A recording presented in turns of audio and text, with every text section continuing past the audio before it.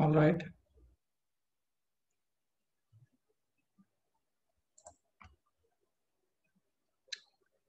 सर्वशास्त्राधिपीयूष सर्ववेदैक सत्फला सर्वसिद्धांत रूपनाथ्य सर्वलोकैक दृक्पृता सर्वभागवत प्राण श्रीमद् भागवत प्रभु कलिध्वान्तोदितादित्य श्री कृष्ण परिवर्तिता भवानंद पाठाय प्रेमवर्षक्षराय ते सर्वदा सर्वसेव्याय श्री कृष्णाय नमोस्तु मे मदेकपंथो मत्संगिर् मत्पुरो महाधन मन्निस्तारक मद्भाग्यमदानंद नमोस्तुते साधु साधुताय नतिनीचोच्यताकरा आनंद कदाचिन मां प्रेमणा प्रेत्कान्ते योस्पुरा. Okay, we are on chapter 8. Everything on.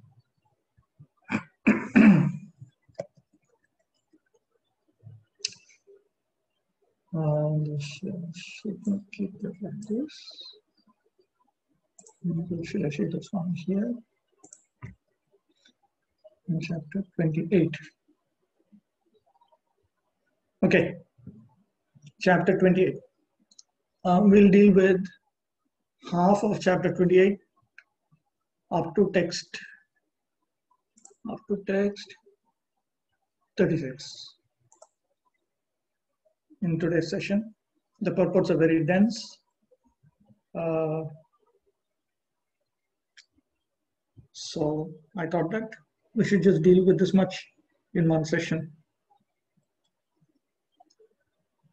Ashtavinshaitu Vaidarbhyakhyanena Stri Vichintaya Stritvam Praptasya Daivena Kadachin Muktiruchyate. In chapter 28, that is the narration of Vaidarbhi. This is actually Puranjana, who had attained the body of a woman because of thinking very deeply about a woman. So by the will of Providence, Puranjana became a woman in his next life. And somehow she attained liberation. This is described in this chapter. Srila Sridhar Swami, idanim tu Puranjanasya pundehatyaga purvakam stritva prakaramaha Sainika ityadi Rajasimhasya Veshmani Tyantena. Right now, Sri Narada Muni describes how Puranjana gave up his male body and attained a female body. From text 1 up to Rajasimhasya Veshmani, that is text 28, Rajasimhasya Veshmani.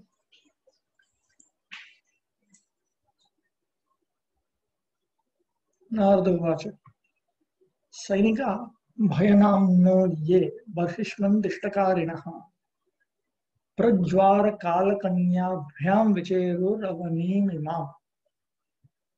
The great sage Narada continued, my dear King Prachina Barhishat, afterward the king of the Yavanas, whose name is fear itself, his name was Bhaya, which means fear, as well as Prajvara. Prajvara is also called Vishnujvara. Kalakanya and his soldiers began to travel all over the world. So this is the situation just before death, just before Puranjana is taken out of that city. Dishtakarinaha, the order carriers of death. The soldiers of Yavana are order carriers of death. Daivam kurvanti, adhikurvanti iti tatha, mrityora adishakarina. So they carry out the will of providence. They are order carriers of the personality of death. Yeah, make it like this. Okay, this isn't good enough. The period of life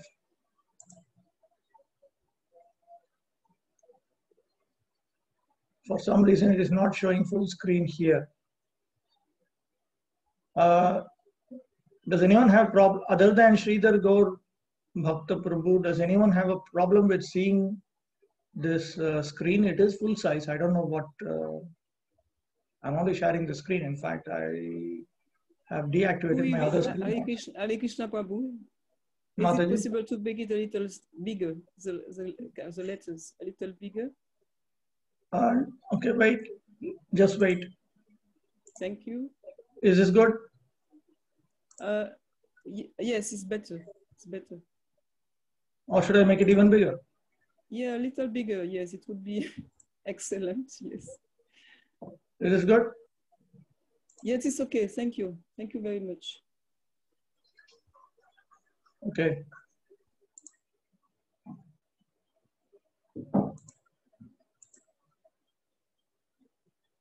So I don't know. I think that the screen is supposed to be.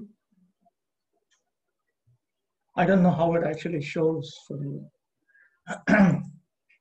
Okay, as of now, let's just go on with this. 1 minute, 1 minute, 1 minute.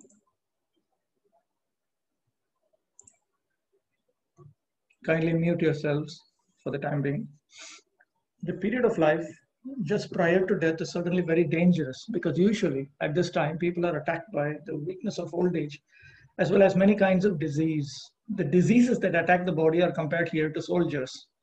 See, these order carriers. These are actually the order carriers of, these are the soldiers of Bhaya. These are the Yavana soldiers. And in the previous chapter, the Yavana soldiers were described as various kinds of mental disturbances and bodily diseases. These soldiers are not ordinary soldiers, for they are guided by the king of the Yavanas, who acts as their commander-in-chief.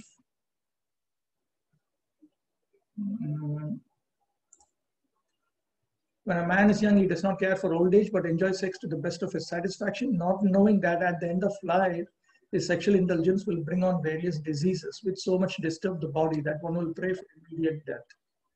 The more one enjoys sex during the youth, the more he suffers in old age. These are all miseries of material existence. Ta ekadatur rabhasa puranjana purim nripa rurudhur bhauva bhogadhyam jarat pannagapalitam. Once the dangerous soldiers attacked the city of Puranjana with great force. Although the city was full of paraphernalia for sense gratification, it was being protected by the old serpent. This old serpent is actually prana, life force. Jarat pannagena palita.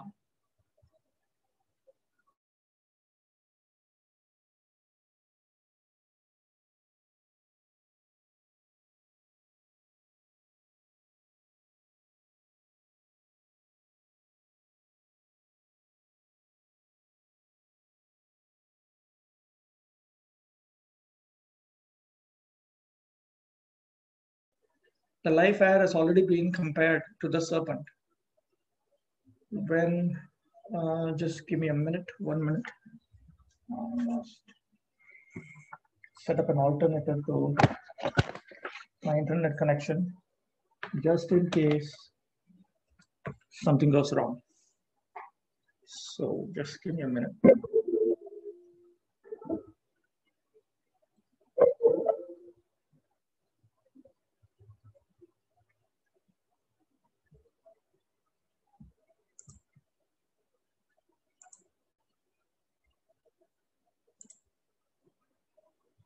All right. Okay, can you hear me? Is everything okay? I need to know. I don't know. Yes, Prabhu. Yes, everything is okay. Prabhu. Fine. We can hear Yes, you. we can hear everything. Thank you.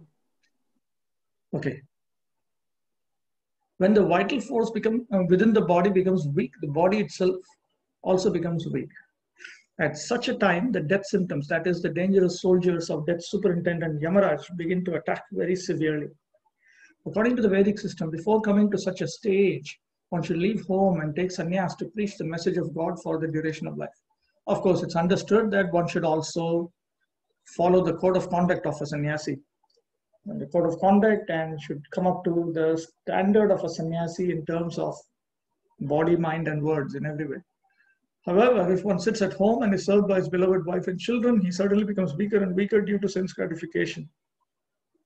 When death finally comes, one leaves the body devoid of spiritual assets. At the present time, even the oldest man in the family does not leave home, being attracted by wife, children, money, opulence, dwelling, etc. Thus, at the end of life, one worries about how his wife will be protected and how she will manage the great family responsibilities. This is, of course, a dharmic materialist. This is not talking about an adharmic materialist. An adharmic materialist is good for nothing. He doesn't even think about his wife. He thinks only about himself. He goes to hell. But even when you follow Vedic Dharma, there is the danger that we may not progress over the lifetimes even. In this way, a man usually thinks of his wife before death. According to Bhagavad Gita, whatever state of being one remembers when he quits his body, that state he will attain without fail. At the end of life, a person thinks of what he has done throughout his whole life. Thus, he gets another body according to his thoughts and desires at the end of life. One overly addicted to life at home naturally thinks of his beloved wife at the end of life. Consequently, in the next life, he gets the body of a woman. And he also acquires the results of his pious or impious activities. He gets both, actually. In this chapter, the acceptance of a woman's body by King Puranjana will be thoroughly explained. 3.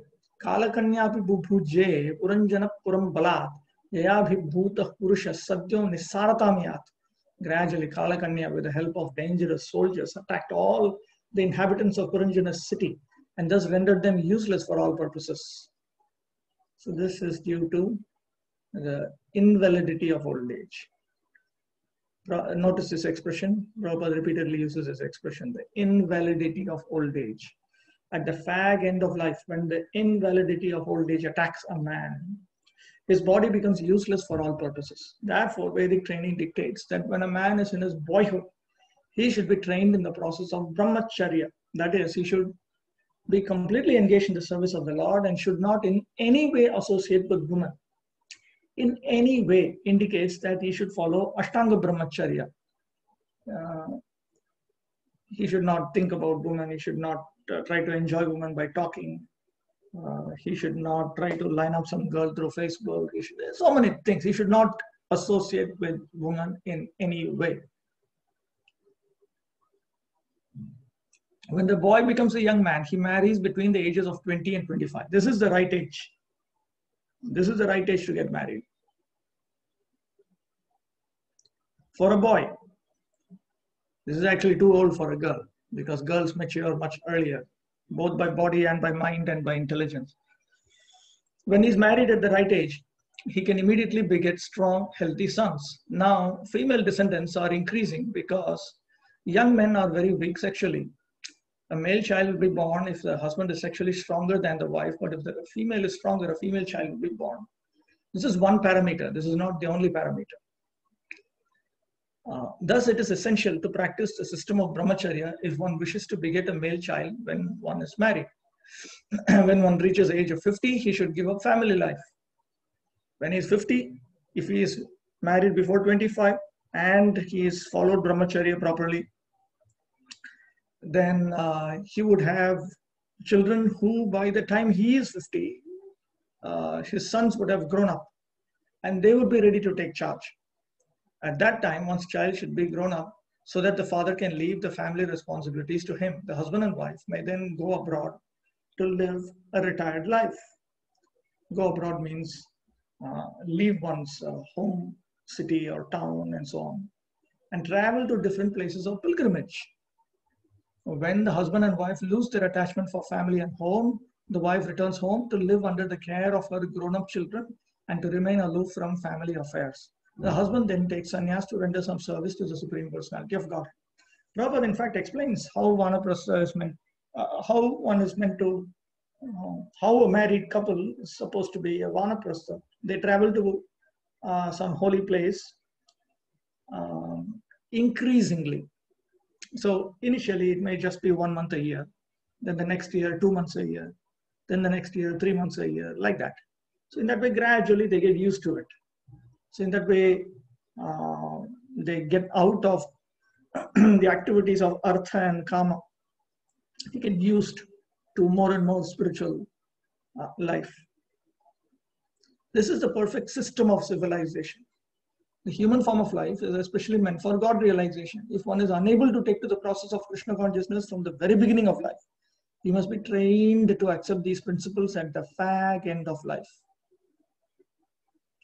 But right now, there's no training at any point in time.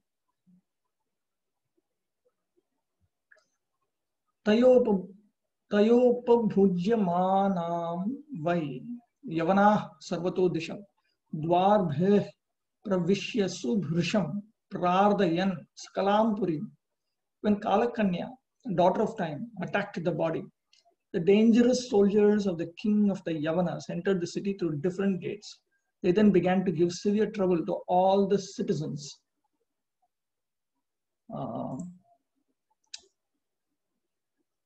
The gates refer to the different senses. When one is harassed by the invalidity of old age, various diseases manifest at the gates of the body. The eyes become so dim that one requires spectacles, and the ears become too weak to hear directly, and therefore one requires hearing aids. The nostrils are blocked by mucus, and one has to always sniff a medicinal bottle containing ammonia. Similarly, the mouth, too weak to chew, requires false teeth. The rectum also gives one trouble, and the evacuation process becomes difficult. Sometimes one has to take enemas, and sometimes use a surgical nozzle to accelerate the passing of urine. In this way, the city of Puranjana was attacked at various gates by the soldiers. So it's messy. It's messy. Old age is a mess. Thus, in old age, all the gates of the body are blocked by so many diseases, and one has to take help from so many medicines and surgical appliances. Tasyam prapidyamanayam abhimani puranjana avaporu vidhamstapan kutumbi mamatakulaha. When the city was thus endangered by the soldiers and Kala Kanya, King Puranjana, being overly absorbed in affection for his family, was placed in difficulty by the attack of Yavana Raja and Kala Kanya. Yavana Raja is the king of the Yavanas. Kala Kanya is the daughter of time, the invalidity of old age. When we refer to the body, we include the external gross body with its various limbs, as well as the mind, intelligence, and ego. In old age, these all become weak when they are attacked by different diseases. When the body is attacked by different diseases and we are unable to cure them the way we want, to the extent we want, at the speed that we want, then the mind also becomes disturbed. Then the intelligence becomes disturbed. In this way, we become fully disturbed. Therefore, it is said that we should practice Krishna consciousness properly, engage in Vaidhi Sadhana Bhakti properly when we are healthy, not wait until we get messed up. The proprietor of the body, the living soul, becomes very sad at not being able to use the field of activities properly. In Bhagavad Gita, it is clearly explained that the living entity is the proprietor of this body, and that the body is the field of activities. When a field is overgrown with thorns and weeds, it becomes very difficult for the owner to work it. That is the position of the spirit soul when the body itself becomes a burden due to disease. Extra burdens are placed on the body in the form of anxiety and general deterioration of the bodily functions. Kanyayopa gudho nashtashvi kripano vishayatmakaha nashtapragyo kritaishwaryo gandharva yavaner balat. When King Puranjana was embraced by Kalakanya, he gradually lost all his beauty. Having been too much addicted to sex, he became very poor in intelligence and lost all his opulence. Being bereft of all possessions, he was conquered forcibly by the Gandharvas and the Yavanas. So the Yavanas refer to the various mental disturbances and bodily diseases. The Gandharvas refer to the passage of time. So in that way, our body gets conquered forcibly. When a person is attacked by the invalidity of old age and is still addicted to sense gratification, he gradually loses all his personal beauty, intelligence, and good possessions. He just cannot resist the forceful attack of the daughter of time. Kritaishwarya, he lost all his opulence. Uttanadisha shaktaha, he cannot even get up when he wants. That is the meaning of lost all his opulence. Like this. Vishirnam swapurim vikshya pratikulan anadritam.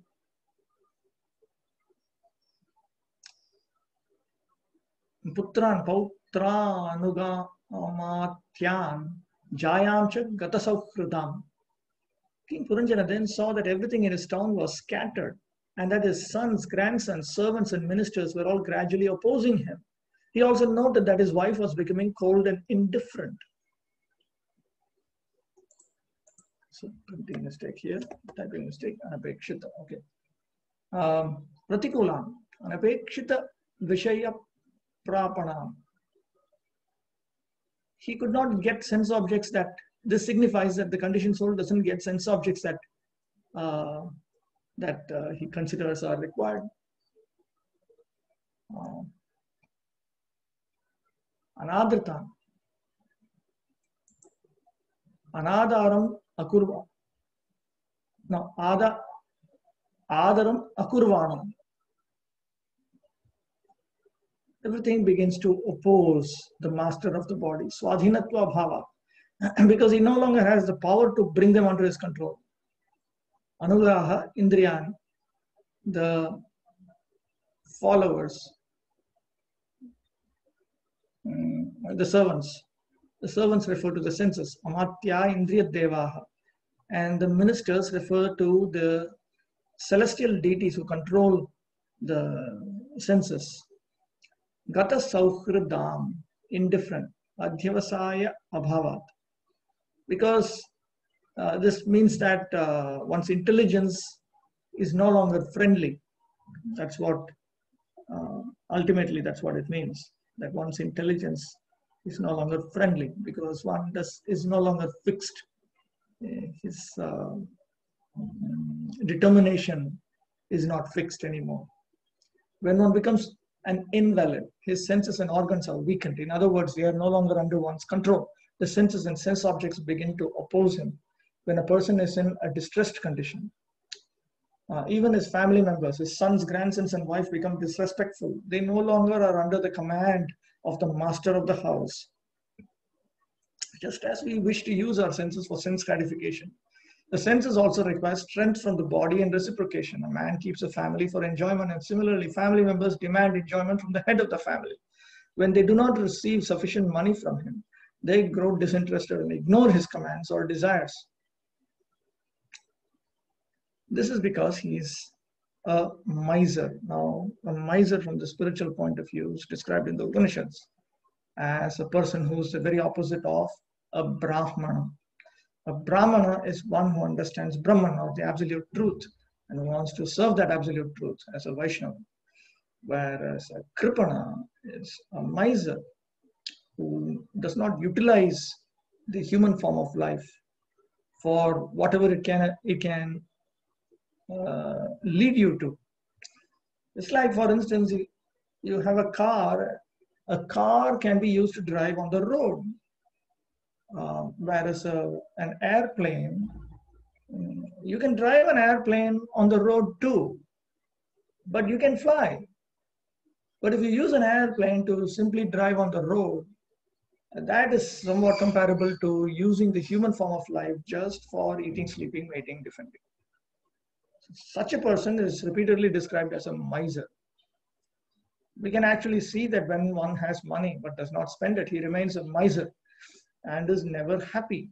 Similarly, when one's intelligence is spoiled due to sense gratification, he remains a miser throughout his life.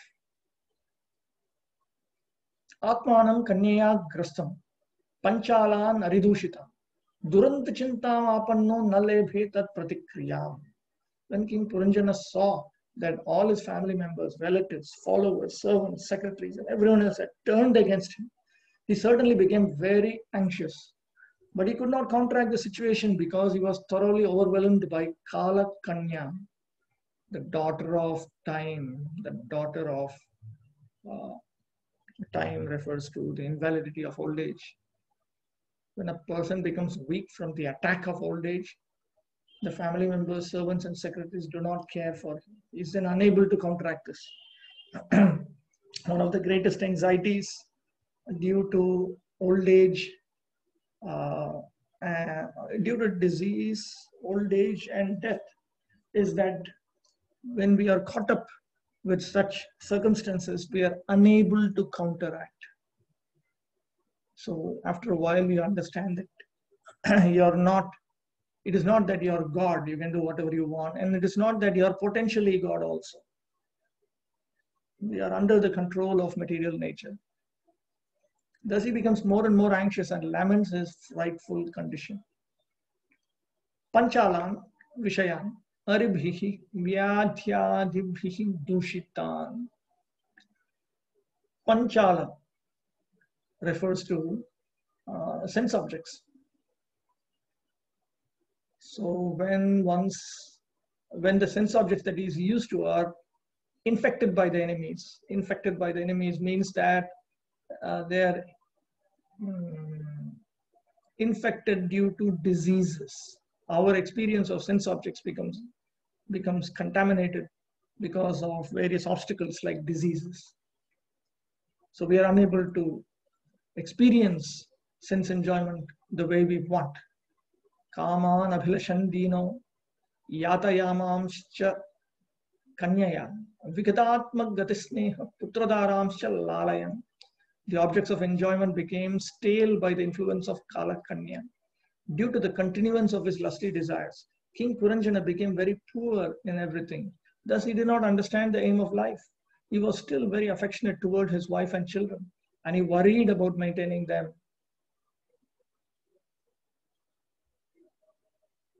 This is all due to the influence of Kala Kanya. Yatayama, Nissaran api kaman abhilashan. Even though he could not enjoy the objects of enjoyment, still he was hankering for them. Vikata atmanaha gatihi paralaukiki aihikaha putradi sneha cha yasyasa. He basically lost his way. He was supposed to prepare for his next life. That is gone. Then sense enjoyment in this life, that is also gone. Then on top of it, one still has affection for his sons and wife and so on, even though they don't have affection for him. So Raja Puranjana Hatum Prachakrame Upakrantavanati Dvayoranvaya. Okay. This is exactly the position of present civilization. Everyone is engaging in maintaining the body, home, and family. Consequently, everyone becomes confused at the end of life, not knowing what spiritual life and the goal of human life are. In a civilization of sense gratification, that cannot be spiritual life, because a person thinks only of this life. So therefore, in Bhagavad Gita, Lord Krishna first of all teaches that we are not the body, and that we reincarnate according to our karma. As long as we are under the delusion that we only live once, we cannot make any spiritual progress. In fact, even to participate in the system of karma, varnashrama dharma for sense enjoyment, even for that you should be aware that you are not your body and that you reincarnate according to the laws of karma. It's just general knowledge. It's actually common sense. So this life is considered to be one episode. You take it as an episode. Just as we have various episodes in a television serial. This is an episode. It is not the end of the TV serial. It's just one episode. Although the next life is a fact, no information is given about it. Where in a civilization of sense gratification. Gandharva yavanakrantam kala kanyopamarditam hatum prachakrame raja tam purim anikamataha. The city of King Puranjana was overcome by the Gandharva and Yavana soldiers. And although the king had no desire to leave the city, he was circumstantially forced to do so, for it was smashed by Kalakanya. The Gandharva soldiers are the days and nights, time. The Yavana soldiers refer to various diseases of the body and mind, disease or disturbances. Interestingly, even though the body becomes so useless by the force of material nature, we don't feel like leaving this body, even though it is practically useless. The living entity, separated from the association of the Supreme Personality of Godhead, tries to enjoy this material world. He is given a chance to enjoy it in a particular type of body, beginning with the body of Brahma, down to that of the microbe. Because every living entity, according to karma, his past desires and activities, gets a particular type of body, from that of Brahma to that of a microbe or germ in stool, due to long association with a particular type of material body, and also due to the grace of Kalakanya and her Maya. One becomes overly attached to a material body, although it is the abode of pain. Even if one tries to separate a worm from stool, the worm will be unwilling to leave. It will return to the stool. Similarly, a hog generally lives in a very filthy state, eating stool. But if one tries to separate it from its condition and give it a nice place, the hog will be unwilling. In this way, if we study each and every living entity, we will find that he will defy offers of a more comfortable position. Although King Puranjana was attacked from all sides, he was unwilling to leave the city. In other words, the living entity, whatever his condition, does not want to give up the body. But he will be forced to give it up because after all, this material body cannot exist forever. Prem Gaur Sundar Prabhu. Haribol. I just wanted to check, when the Jiva falls down for the first time from the spiritual world, he takes the body of Brahma. Is that correct? Yeah, I remember reading Prabhupada saying that. I remember hearing that also. Yeah. Okay, thank you. The living entity wishes to enjoy the material world in different ways. And therefore, by nature's law, he is allowed to transmigrate from one body to another. So this is a very important point here. Sometimes we are asked, why does God create the arrangement for reincarnation according to the law of karma? The answer is here. The living entity wishes to enjoy the material world in different ways. So corresponding to our desires and according to our eligibility, we are provided various facilities to enjoy. Exactly as a person transmigrates from the body of an infant to a child, to a boy, to a youth, to a man. This process is constantly going on. At the last stage, when the gross body becomes old and invalid, the living entity is reluctant to give it up despite the fact that it is no longer usable. Although material existence and the material body are not comfortable, why does the living entity not want to leave? As soon as one gets a material body, he has to work very hard to maintain it.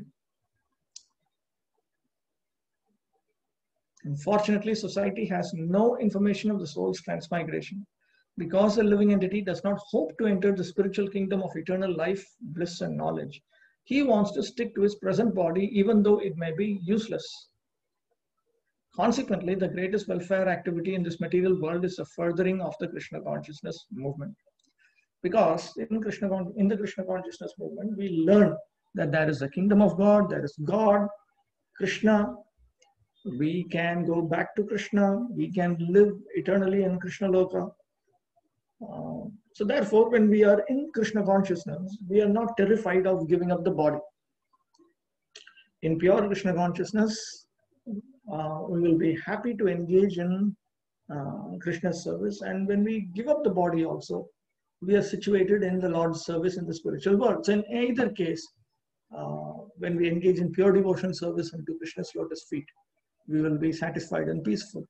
The saintly devotees are always free and liberated, whereas the karmis, who have no knowledge of spiritual life or the transcendental loving service of the Lord, are very much afraid of giving up the rotten material body. Bhayan namno grajo bhrata prajvara pratyupastitah dadaha tam purim kritsnam bhratu priyachikirshaya. Under the circumstances, the elder brother of Yavanaraja, known as Prajvara, set fire to the city to please his younger brother, whose other name is fear itself. This is high fever that manifests before one dies. This is called Prajvara. It's called Vishnu Jvara. It is short here, not long. It's a typo. According to the Vedic system, a dead body is set on fire, but before death, there is another fire or fever, which is called Prajvara or Vishnu Jvara. Medical science verifies that when one's temperature is raised to 107 degrees, a man immediately dies. This is compared to a blazing fire. Tasyam sandahyamanayam sapaura saparichadaha kautumbika kutumbinya upatapyatasan vayaha. When the city was set ablaze, all the citizens and servants of the king, as well as all family members, sons, grandsons, wives, and other relatives were within the fire. King Puranjana thus became very unhappy.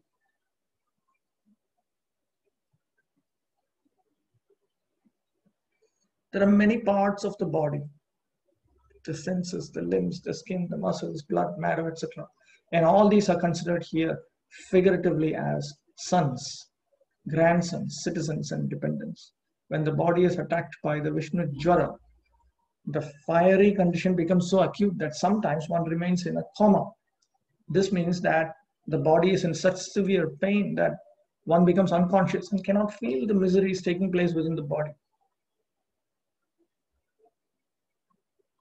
In Bhagavad Gita, it is stated that man may, by scientific advancement, improve the temporary living conditions, but that he cannot avoid the pangs of birth, old age, disease, and death. These are unavoidable. Janma mrityu jara vyadhi dukkha doshanu darshanam. There are 20 items of jnana or spiritual knowledge that we are supposed to learn or supposed to cultivate, as noted in the 13th chapter of Bhagavad Gita. One of that is to understand the problems of birth, death, old age, and disease. To understand that these are always problems. As long as we are stuck in material existence, these problems cannot be eradicated. Here, this is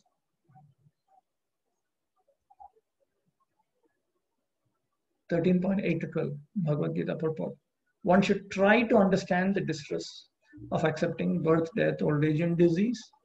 There are descriptions in various Vedic literatures of birth. In the Srimad Bhagavatam, the world of the unborn, the child's stay in the womb of the mother, its suffering, etc., are all very graphically described. It should be thoroughly understood that birth is distressful. Because we forget how much distress we have suffered within the womb of the mother, we do not make any solution to the repetition of birth and death. Similarly, at the time of death, there are all kinds of sufferings, and they are also mentioned in the authoritative scriptures. Like right now we are seeing in the 4th canto. And in the 3rd canto, in Lord Kapila's teachings also they came. So this is described in the scriptures. These should be discussed. We should not try to forget it. We should not try to imagine that these things don't happen or try our best to not discuss this. And as far as disease and old age are concerned, everyone gets practical experience. No one wants to be diseased and no one wants to become old, but there is no avoiding these. Unless we have a pessimistic view of this material life, considering the distresses of birth, death, old age, and disease, there is no impetus for our making advancement in spiritual life. So it's very, very important that we understand this. These are under the control of the Supreme Personality of Godhead through the agency of material nature. A foolish person cannot understand this simple fact. At that time when Prabhupada was writing this, they were worried about energy, petrol. Prabhupada says they did not make any attempts to ameliorate or solve the problems pertaining to birth, old age, disease, and death. In other words, they are not taking to full-fledged Krishna consciousness in order to get out of this cycle of birth, death, old age, and disease. Yavanoparuddha yatano grastayam kalakanyaya pulyam prajvara samsrishta purappalonvatapyata. The city's superintendent of police, the serpent, saw that the citizens were being attacked by Kalakanya, and he became very aggrieved to see his own residence set ablaze after being attacked by the Yavanas. So the serpent refers to the life heirs.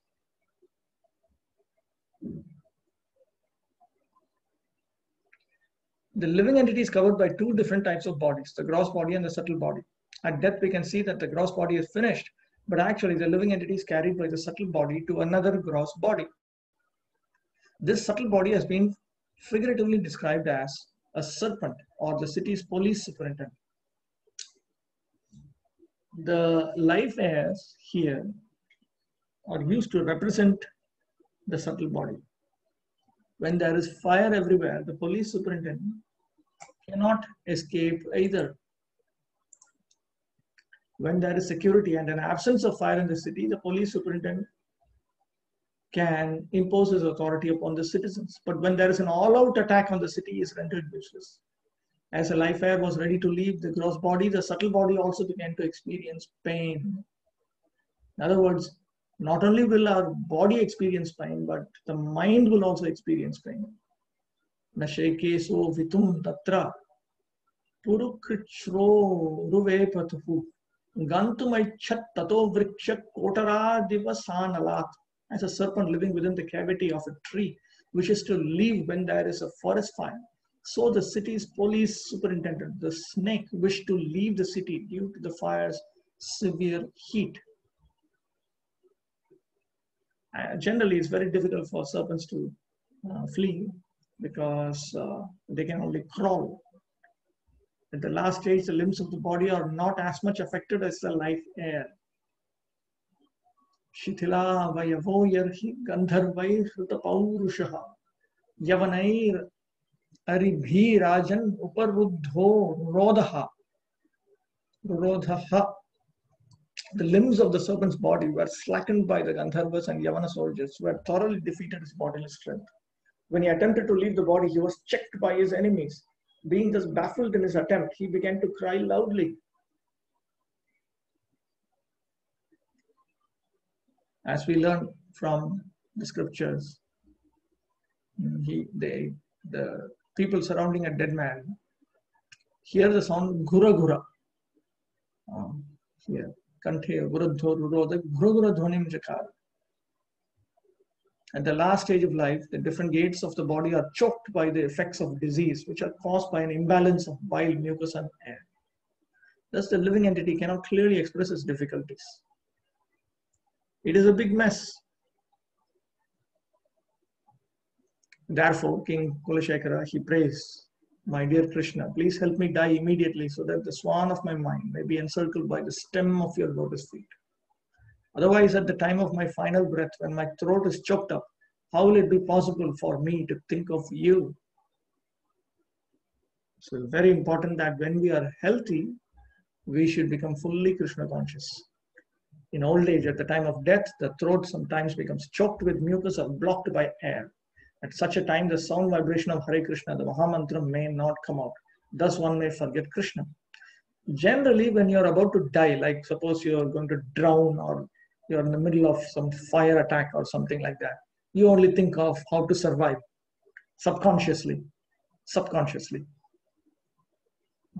So unless we actually become fully fixed up in Krishna consciousness, by avoiding offenses, by doing that which we are meant to do, and we satisfy Krishna, then Krishna enters into our heart and we are unable to forget him. We need to come to that point. Those who are strong in Krishna consciousness cannot possibly forget Krishna at any stage because they are accustomed to chanting the Hare Krishna mantra, especially when there is a signal from death. Duhitri putra pautrams jami jamatri parshadam swatva vashishtam yat kinchit griha kosha parichadam. King Puranjana then began to think of his daughters, sons, grandsons, daughters-in-law, sons-in-law, servants and other associates, as well as his household, as well as his house, his household paraphernalia, and his little accumulation of wealth. Prem goes on the room. The question is that why is it said that for the life air also it's a very difficult situation, because as far as I understand, the life air goes along with the soul, isn't it? Or it doesn't go with the soul? The soul, but it is tormented by all these difficulties due to old age. It is attacked, it is attacked. The life airs are the interface between the gross body and the subtle body. Mm-hmm. When the gross body is affected, then the life airs also become affected. So and this life air doesn't go along when the soul leaves the body. Does the life air go along with it, or it doesn't? It goes. But so it goes. Is it the same thing as prana? Prana is the same thing as this? Yeah, prana is the serpent. Okay, so that's the life air. Yeah, but you can see in the description, the serpent is very much harassed. It is not happily living. Oh, okay. It is not infrequent for a person overly attached to the material body to request a physician to prolong his life, at least for some time. If the so-called scientific physician is able to prolong one's life for a few minutes through the use of oxygen or other medicines, he thinks that he is very successful in his attempts, although ultimately the patient will die. This is called the struggle for existence. Aham mameti svikritya griheshu kummatir grihi dadhyau pramadayadino viprayoga upasthite. King Puranjana was overly attached to his family and conceptions of I and mine. Because he was overly attracted to his wife, he was already quite poverty-stricken. At the time of separation, he became very sorry.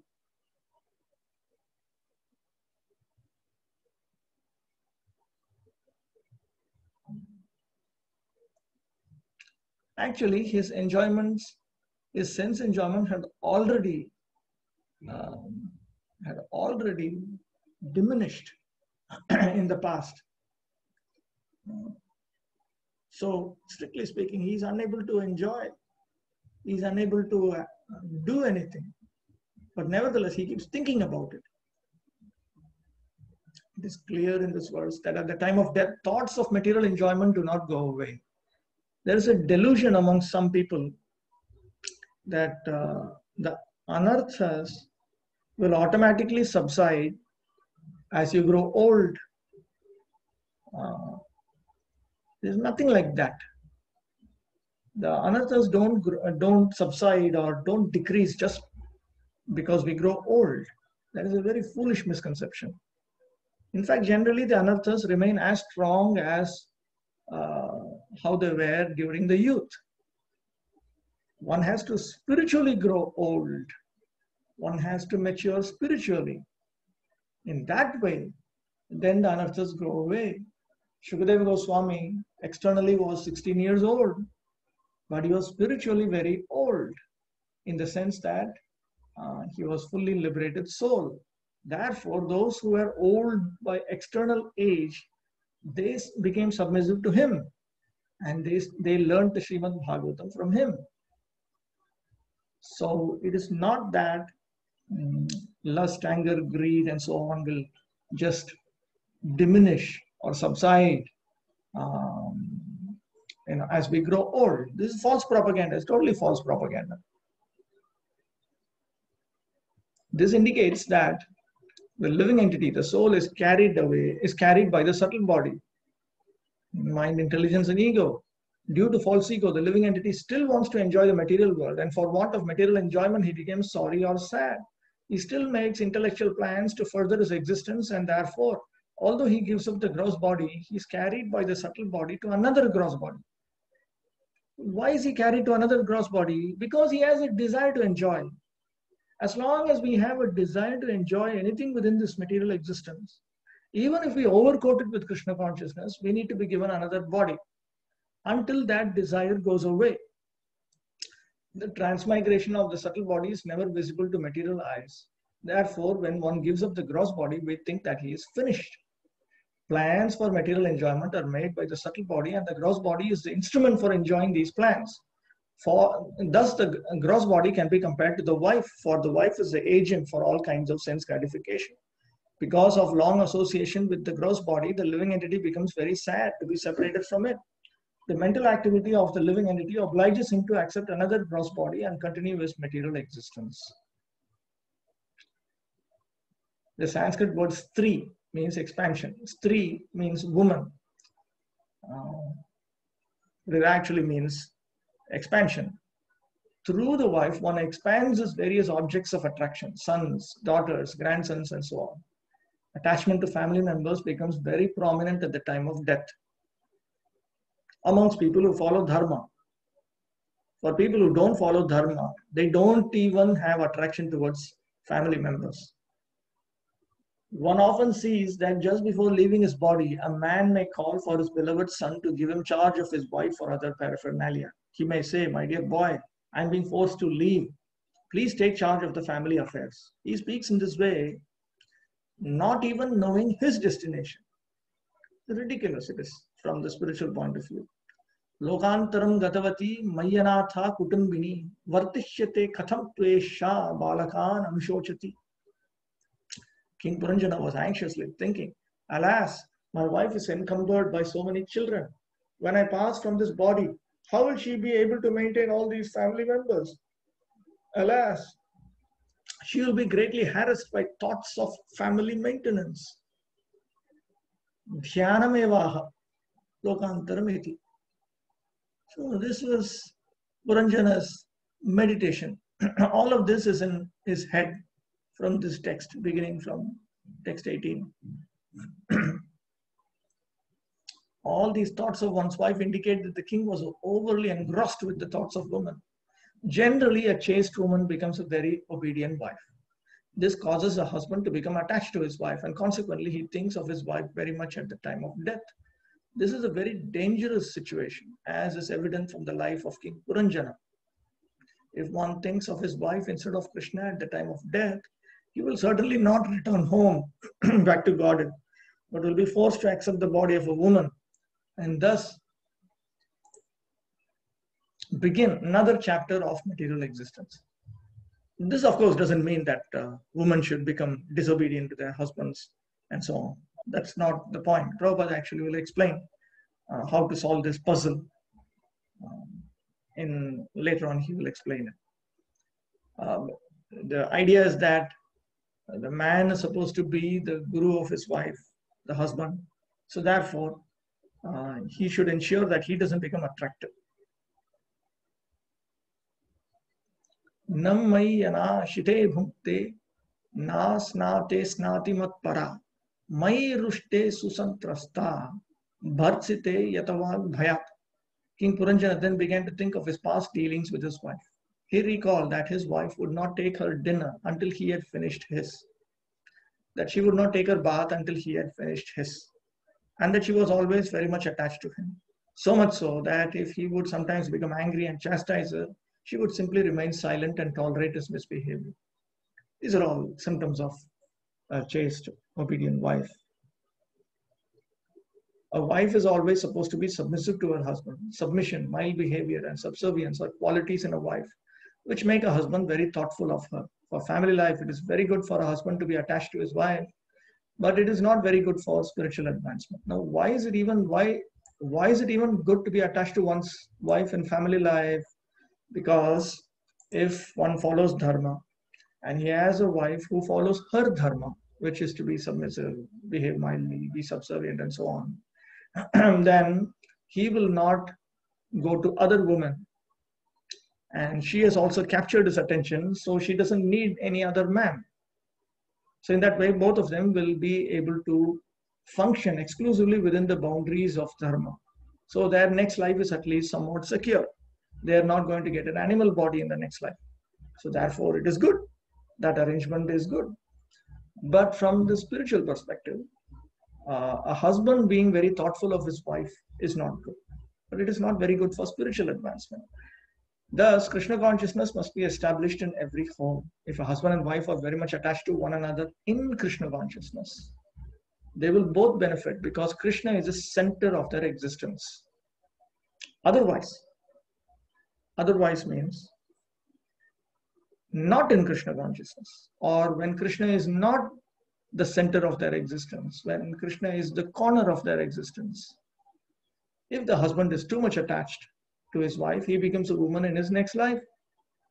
The woman being overly attached to her husband becomes a man in her next life.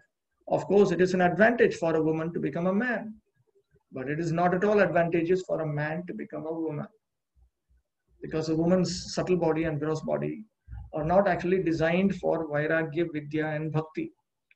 So therefore, there are even procedures in the Vedic scriptures by which one can ensure that he does not take birth as a woman in his later lives. It's called Stritva Mukti Vidvān. Prabodhayati ma vigyam vyushite shoka karshita vartmaitad grhamedhiyam virasurapi neshyati. King Puranjana continued thinking how when he was in a state of bewilderment, his wife would give him good counsel, and how she would become aggrieved when he was away from home. Although she was the mother of so many sons and heroes, the king still feared that she would not be able to maintain the responsibility of household affairs.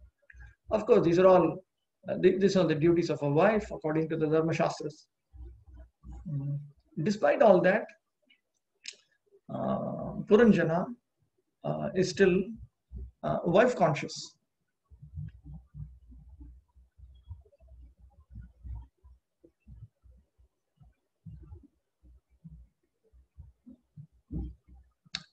At the time of death, King Puranjana was thinking of his wife, and this is called polluted consciousness. Because the living entities are actually parts and parcels of Krishna. We are similar to him, we are subservient to him, we are meant to serve him. The living entity is, after all, part and parcel of the Supreme Spirit, Krishna. In other words, Krishna's constitutional position and the living entity's constitutional position are the same qualitatively. The only difference is that the living entity is eternally an atomic particle of the Supreme Spirit. In this material world of conditioned life, the fragmental portion of the Supreme Lord, the individual soul, is struggling due to his contaminated mind and consciousness. As part and parcel of the Supreme Lord, a living entity is supposed to think of Krishna, but here we see that King Puranjana, who represents the conditioned soul, is thinking of a woman. Such mental absorption with some sense object brings about the living entity's struggle for existence in this material world. It is because of this that as long as I have a desire for anything within material existence, I'll be placed in a gross body. And then, the episode will begin. We have already seen this in the third canto. What happens to the living entity when he's placed inside the womb. Since King Puranjana is thinking of his wife, his struggle for existence in the material world will not be ended by death. As revealed in the following verses, King Puranjana had to accept the body of a woman in his next life due to his being overly absorbed in thoughts of his wife. Thus, mental absorption in social, political, pseudo-religious, national and communal consciousness is cause for bondage. During one's lifetime, one has to change his activities in order to attain release from bondage. If we do not change our consciousness in this life, whatever we do in the name of social, political, religious, or communal and national welfare will be the cause of our bondage. This means we have to continue in material conditional life. When the mind and senses are engaged in material activities, one has to continue his material existence and struggle to attain happiness. In each and every life, one is engaged in the struggle to become happy. Actually, no one in this material world is happy, but the struggle gives a false sense of happiness. It's like when you are part of a rebellion in a country. Whether you succeed or fail, you think that everything is nice. You think that being in the rebellion is good. So we are all trying to rebel against the established order of material nature, which is to inflict material miseries upon each and every conditioned soul. And we think that that endeavor is worth it. In the material world, people do not know what real happiness is. Sukham atyantikam yattat buddhigrahyam atindriyam. Real happiness must be appreciated by one's transcendental senses. When one attains the perfection of yoga, then he experiences the ultimate happiness. And that ultimate happiness can be experienced by the soul,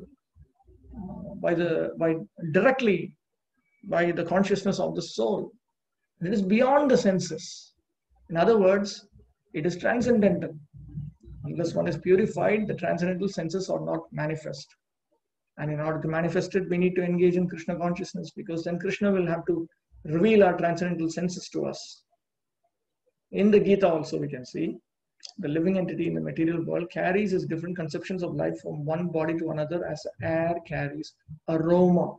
If the wind passes over a garden of roses, it will carry the aroma of roses. And if it passes over a filthy place, it will carry the stench of obnoxious things. Similarly, King Puranjana, the living entity, now passes the air of life over his wife, a woman. Therefore, he has to accept the body of a woman in his next life. Prem Gaur Sundar Prabhu. Prabhuji, my doubt is, since this is an allegorical story, when Narada is saying that King Puranjana was thinking of his wife, that means, does it mean the Jiva was thinking of the intelligence, or Jiva was thinking of sense objects? Actually, Vishwanath Chakravarti Thakur also has commented on this. Sridhar Swami also. They are pointing out that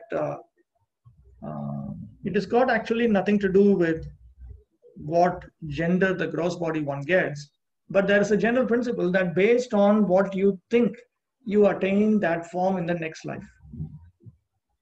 So you have the story line, and then you have the philosophy that Narada Muni wants to teach. But the storyline is also in line with the philosophy. So some aspects of the storyline are just for the beautification of the story, katha saundarya. But some of them, but even then, even if it is for the beautification of the story, it is based on the real facts of material existence. If you consult other scriptures, you'll understand that. So Prabhupada takes advantage of that, and because this is all actually ordinary common sense for people who study Vedanta. But we are people of Kali Yuga. We don't know these things. So therefore, Prabhupada spells out and explains these things in great detail. So the lesson that we have to learn is when the living entity is absorbed at the time of death in the thoughts of, let us say, a woman, then in the next life, he has to accept the form of a woman. That lesson is interwoven into the storyline. So here it's not allegorical, then the intelligence and jiva is not allegorical explanation. The jiva thinking of his wife is not an allegorical explanation. No. You'll see that. You'll see a little bit. I think the Srila Swami will explain, or was it Jiva Goswami, or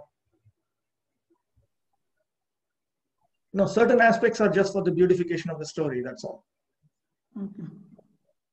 There are different things. We learn about the principles behind transmigration. We also learn about the effect of performing pious activities. It's all coming. It's coming in a few verses. We're coming.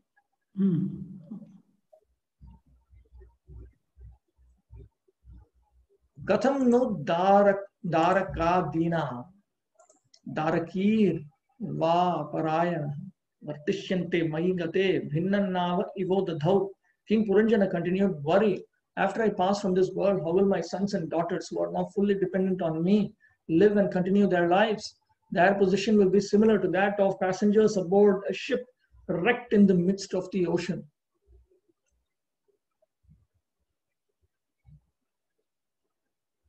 At the time of death, every living entity worries about what will happen to his wife and children. Similarly, a politician also worries about what will happen to his country or his political party.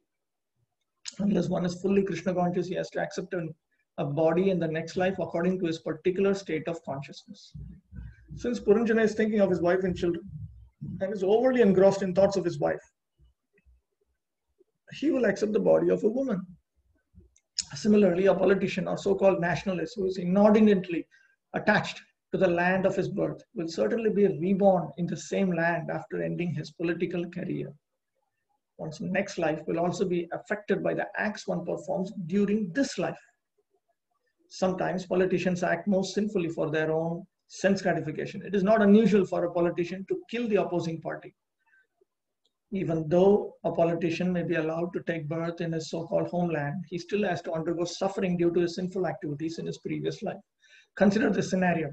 There's a politician who very much wants to benefit the land of his birth. So that's in his consciousness, very deep in his consciousness. So at the moment of death, he's thinking of that. So because of that, in his next life, he'll take birth in his great homeland. But let us say that he also killed some opponent. Now that is a sinful activity, assuming that the opposing party was not worthy of being killed according to the laws of the scriptures. So then, even though he has to take birth in his great homeland, he still has to undergo suffering. So on one hand, he has to experience the effect of his piety and impiety. And on the other hand, his consciousness is also there to determine the nature of his next life. Both are there. This science of transmigration is completely unknown to modern scientists.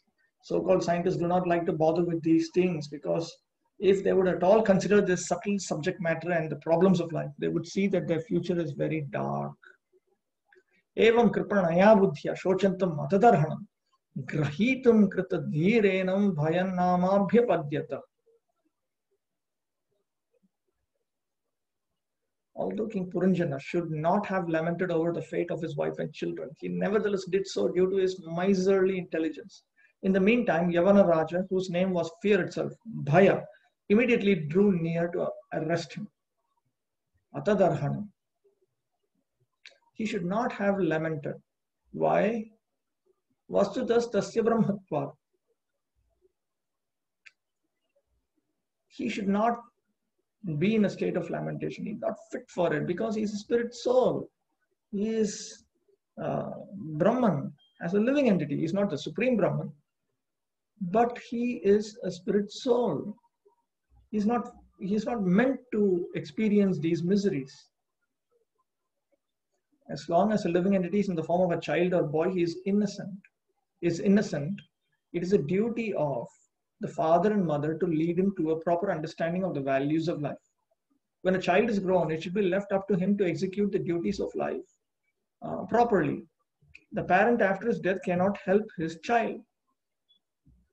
So this is something that you have to live it. That person has to understand. Ultimately, we can try to help others, but if they don't want to be helped, nothing can be done. There is no need to lament unnecessarily. Srimad Bhagavatam says this. In any case, everyone is afraid of death, and therefore death is called bhaya or fear. Although King Puranjana was engaged in thinking of his wife and children, death did not wait for him. Death does not wait for any man. It will immediately carry out its duty. People die at all ages. It is not that you have to die only when you're old. There's so many young people who die. According to my karma, I may have to die at a young age, so then I'll die. Ultimately, the living entity cannot die, but the body cannot live forever. In this verse, the word atadarhanam is very significant, for it means that one should not be overly engaged in welfare activities for one's family members, countrymen, society, and community. None of these will help a person to advance spiritually. In other words, none of these will help a person advance over the lifetimes. That is called spiritual progress. In spiritual progress, you're thinking about the permanent benefit of people. But materialistic people use their lives improperly and simply waste them thinking about the material welfare of their relatives, countrymen, society, and so on. One's actual duty is to learn how to conquer death. Lord Krishna states the process of conquering death in Bhagavad Gita. One who knows the transcendental nature of my appearance and activities does not, upon leaving the body, take his birth again in this material world, but attains my eternal abode, Arjuna. So this is the way to ensure that we don't die, that our current death is meant to be our last death. This seems like a very simple formula, but it is hard to implement, but the hardship is very much worth entering into. It is worth striving for this, because the amount of misery is so great that it is very much worth it. This Krishna consciousness movement is educating people throughout the world and informing them how to conquer death. Harim vinana mritim taranti. One cannot conquer death without taking shelter of the Supreme Personality of Godhead. In fact, when one becomes fully Krishna conscious, fully liberated, he does not even know that he has a material body. The body of a liberated yogi, along with the senses, is taken charge of by the Supreme Personality of Godhead, and it functions until its destined activities are finished. The liberated devotee, being awake to his constitutional position and thus situated in samadhi, the highest perfectional stage of yoga, does not accept the byproducts of the material body as his own. Thus he considers his bodily activities to be like the activities of a body in a dream. So a liberated soul actually is not paranoid about material existence. Lord Kapila has stated this. I think that there's another interesting verse here. When we become fully liberated from material existence, This is how it is. Because he has achieved his real identity, the perfectly realized soul has no conception of how the material body is moving or acting. Just as an intoxicated person cannot understand whether or not he has clothing on his body. So when we become fully liberated, we won't even know that we possess a material body. So if you are taken out of your material body, you won't even notice it. This is how it is. You can see in Bhagavatam, Gopakumar, he doesn't undergo this misery of death and all that. You can see that very clearly. Pashuvad yavanaireshan yamana swakam kshayam anvad dravan anupatha shochanto bhrishamatura. When the Yavanas were taking King Puranjana away to that place, binding him like an animal, the king's followers became greatly aggrieved. While they lamented, they were forced to go along with him. So they take the living entity, the life air, and desires, all of them to the place of judgment. Tamatkramantam prano anutkramati pranam anutkramantam sarve prana anutkramanti. The Vedic statement. They all go. The living entity then goes to the court of judgment, and Yamaraj decides what kind of body he is going to get next. This process is unknown to modern scientists. Every living entity is responsible for his activities in this life, and after death he is taken to the court of Yamaraj, where it is decided what kind of body he will take next. Although the gross material body is left, the living entity and his desires as well as the resultant reactions of his past activities go on. So the living entity is there. He's got various desires to experience particular type of material happiness. He has particular desires to avoid particular types of material unhappiness.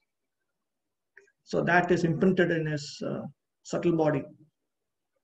Then the resultant reactions of his past activities, that is called anushaya, his karmic residue, you can say. So these three are together. The jiva, pure jivatma, along with the desires imprinted in a subtle body, along with the karmic reactions. It is Yamaraj who decides what kind of body one gets next in accordance with one's past actions. We will see this in 6th canto, 1st chapter. More about this. Purim vihayo upagata uparuddho bhujangamaha yada tam mevanu puri vishirana prakritim gata. The serpent, who had already been arrested by the soldiers of Yavanaraja and was out of the city, began to follow his master along with the others. As soon as they all left the city, it was immediately dismantled and smashed to dust.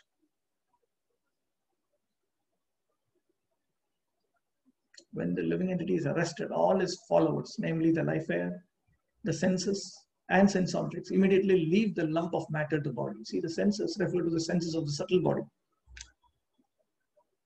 When the living entity and his companions leave, the body no longer works, but turns into basic material elements. Therefore, it is said that the body merges into material existence, into gross material existence. When a city attacked by enemies is vacated by its inhabitants, the enemy immediately takes advantage of that city and bombards it to smash the whole thing to dust. So in that way, the city ceases to exist. It is a foolish person who engages in improving the condition of a city without caring for the citizens or inhabitants. When one is advanced in spiritual knowledge, the spirit soul is saved from eternal transmigration. So those who don't understand this, they don't know their self-interest. A human being who identifies his body made of the three elements with his self, who considers the byproducts of the body to be his kinsmen, who considers the land of birth worshipable, and who goes to a place of pilgrimage simply to take a bath rather than meet men of transcendental knowledge there, is to be considered like an ass or a cow. In other words, such a civilization is just a civilization of lower animals. Lower animals. In a modern civilization of cows and asses, scientists try to search out some value in the brain or heart of a dead man. That's a question here. Sridhar Gaur Bhakta Prabhu has asked, why cow? We worship cow. Of course, we worship cow, but nevertheless, the cow is an animal. And if you're given a choice whether you should take birth as a cow or whether to take birth as a human being, if you're intelligent, you will want to be born as a human being. Cow is sacred amongst animals. And every part of the cow's body can be utilized for everyone's benefit without hurting the cow.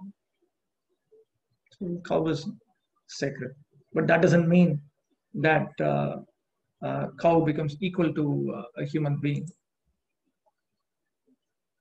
Why cow is being referred here than any other animal? Why not? The cow, donkey, they are here. Look at this. Bhagavatam considers the Bhagavatam considers those who are attached to their bodies to be like cows and asses. Saeva go kharaha. The cow is a very innocent animal, and the ass is a beast of burden. One who labors under the bodily conception simply works like an ass and does not know his self-interest. This kind of innocence is not intelligent innocence. So, just because a cow is innocent doesn't mean that we are meant to be subhuman like a cow. Prem goes in the room.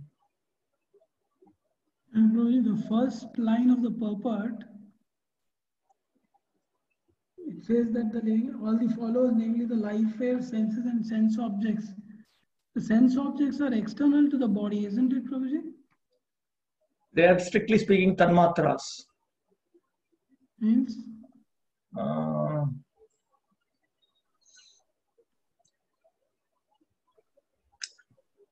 Okay, I'll explain how sense perception happens. There is a traditional example that is given. Suppose we look at a rose. I'm looking at it. So what happens is, from my subtle body, an extension of the subtle body shoots out through my gross visual organ at that rose. And it takes an impression of it, something like taking a photograph. That imprint is brought back into the mind and it is registered in the mind. So when Prabhupada writes of sense objects here, I understand this to be referring to the imprints of such tanmatras, sound, touch, form, taste, smell. Of course, various combinations of sound, touch, form, taste, smell, because the mind coordinates all of this. For instance, another example, standard example. I'm introduced in my life when I'm young to a liquid called milk. So I see it in a cup, I smell it, I taste it. These are all varied sensations. But these sensations are all coordinated into a concept called milk by the mind. That is registered in the subtle body. At the time of death, the basic impressions remain, even though the memories of our experiences are generally cut out. Mrityur atyanta vismriti, in the 11th canto, it is stated that death is simply almost full-fledged forgetfulness. So therefore, in the next life, you have to relearn it again. But the basic raw impressions still remains. That much I understand. Apart from that also, if you take sense objects to mean the gross objects which contain sound, touch, form, taste, smell, when the soul leaves the body, first of all, these gross sense objects are also external to the body.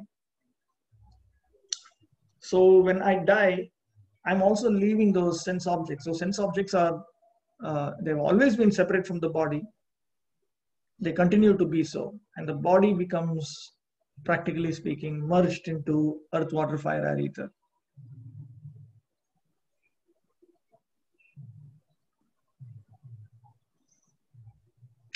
Okay, let's move on.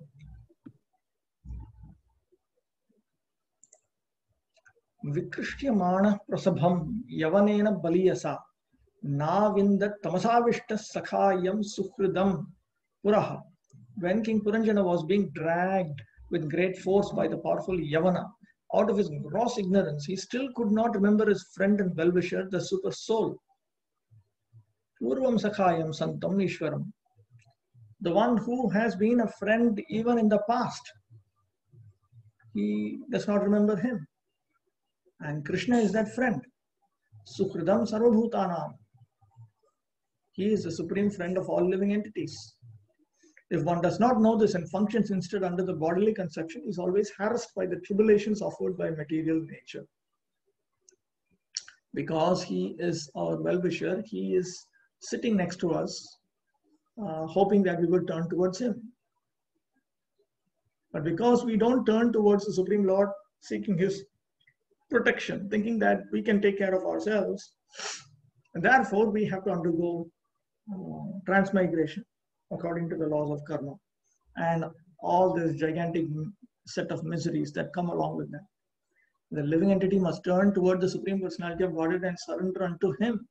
Only then will he be saved from the onslaught of the powerful Yavana or Yamaraj. The word Sakhayam, friend, is very significant in this verse because God is eternally present beside the living entity. The Supreme Lord is also described as Suhridam, ever well-wisher. The Supreme Lord is always a well-wisher. That is why he is ever well-wisher. Just like a father or mother. Despite all the offenses of a son, the father and mother are always the son's well-wisher. Dharmic father, dharmic mother.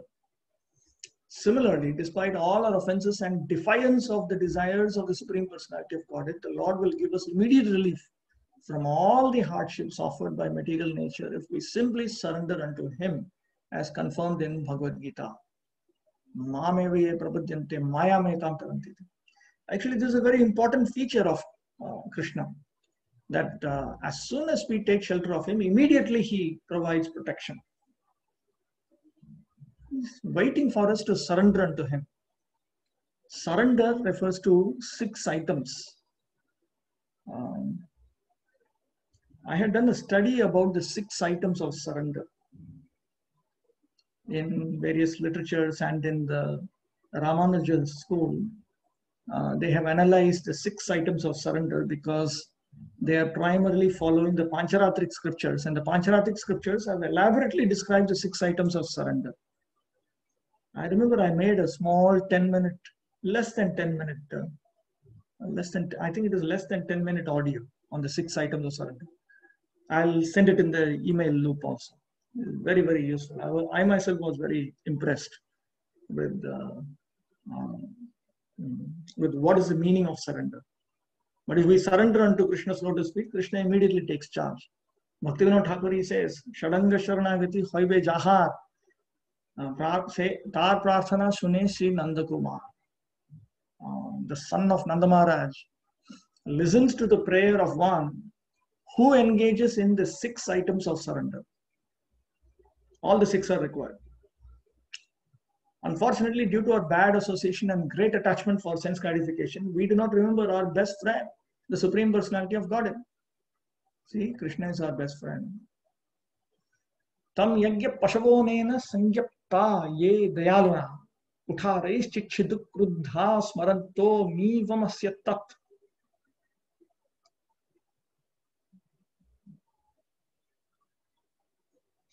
That most unkind king, Puranjana, had killed many animals in various sacrifices. Now, taking advantage of this opportunity, all these animals began to pierce him with their horns. It was as though he were being cut to pieces by axes. So they were all killed in Kamya Karmas. Kamya Karma refers to optional duties. In the Vedic system, we have Vihita Karma, prescribed duties, and Kamya Karma, optional duties. Vihita Karma or prescribed duties themselves are further categorized into Nitya Karma, activities which we are meant to perform periodically on a daily basis. Then Naimittika Karma, or duties which we are meant to perform periodically, but not on a daily basis, as well as duties which are circumstantial. Like a child is born, you are meant to perform certain things. Somebody dies, you are meant to perform certain things. A guest comes, you are meant to perform certain things. Like that. But Kamya Karma refers to optional duties. These animal sacrifices are part of Kamya Karma, optional duty. From the perspective of Srimad Bhagavatam, to enter into the Grihastha Ashrama itself is a Kamya Karma. It's an optional duty.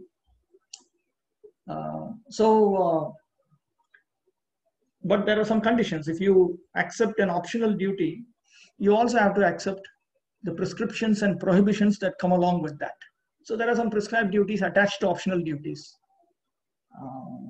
So when one takes to animal killing under Kamya Karma, then we get into all kinds of trouble.